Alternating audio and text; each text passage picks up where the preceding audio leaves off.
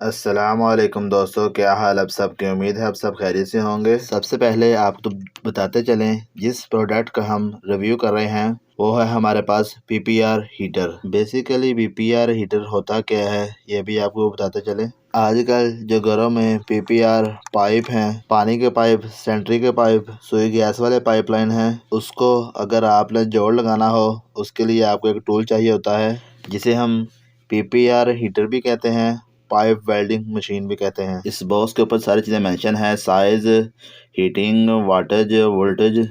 Secondly मैं ये आपको ये भी बता दूं, ये जो पीपीआर हीटर है बेसिकली ये जो मशीन है वो प्रोफेशनल क्वालिटी की है। जो लोग अच्छे टूल इस्तेमाल करना जानते हैं या रखना चाहते हैं उनके लिए ये चीज़ बेस्ट प्रोडक्ट है। बेसिकली ये जो प्रोडक्ट है ये कमर्शियल इस्तेमाल के लिए है। ये एक हैवी ड्यूटी प्रोडक्ट है। बेसिकली जो बंदा चाहता है कि वो अपने एक अच्छी प्रोडक्ट ले ले उसके लिए ये प्रोडक्ट है और कमर्शियल यूज़ में ये इस्तेमाल होती है। चलते हैं अब हम इसकी अनबॉक्सिंग की तरफ और दिखाते हैं हम आपको इसके अंदर से क्या कुछ मिलता है और इसकी जो बिल्डिंग क्वालिटी है वो कैसी है। ये तो हमने अब इस बॉक्स को जो है ओपन कर दिया है। बॉक्स को ओपन करके मैं आपको दिखा दूँ क्या कुछ हमको ज़बरदस्त प्रोडक्ट मिलता है। पर्सनली बताऊँ तो मुझे ये प्रोडक्ट बहुत अच्छा लगा है।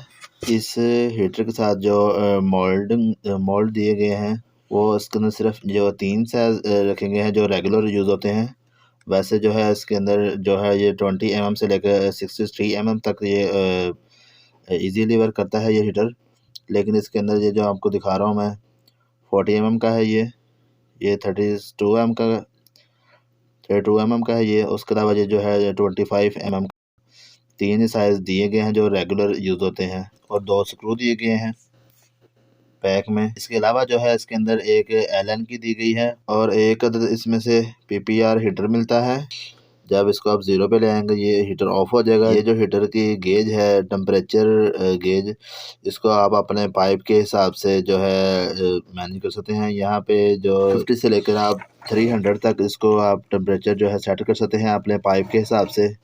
अगर पाइप कम गेज वाला है इसकी थोड़ा टेम्परेचर आपको लो रखना पड़ेगा 250 से नीचे। अगर आपके पास अच्छी क्वालिटी का पाइप है तो आप इसको जो है 250 से ऊपर ऊपर इसकी एडजस्ट कर सकते हैं। जैसे ही इसका जो टेम्परेचर है वो पूरा हो जाएगा तो ये ऑटोमेटिकली ट्रिप कर जाएगा। अब जो है हम आपको हीटर के ऊपर मोल्ड को जो अप्लाई करने का तरीका है वो बता देते हैं। इस हीटर की फ्रंट साइड पर भी एक मोल्डिंग लगाने का जो ऑप्शन दी गई है। यहाँ पर जो ज़्यादातर है वो रिपेयरिंग के काम में आता है। ये जो फ्रंट साइड पे हम इसको लगा रहे हैं इसका इंशाल्लाह किसी नेक्स्ट वीडियो में आपको इंशाल्लाह इसका रिव्यू कराएंगे इसके बारे में कई वर्क करके। इसके अलावा जो बाकी मोल्ड हैं उनको लगाने का बहुत आसान तरीका है।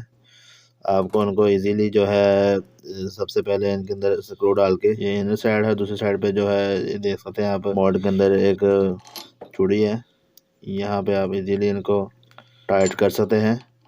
यहाँ पे आप इजीली इन बोल्ट को टाइट कर सकते हैं। ये कोई ज़्यादा मुश्किल काम नहीं है। जैसे ही आप इनको लगा लें उसके बाद एक एलन की के साथ इसको टाइट कर दें। ये लास्ट में हमने आपके पास जो है वो यूज़र मैनुअल भी ऐड कर दिया है। अगर आपको किसी चीज़ की ज़रूरत पड़े तो यहाँ से आप इजीली देख सकते हैं। आज की जो हमारी वीडियो थी बस यहीं तक थी।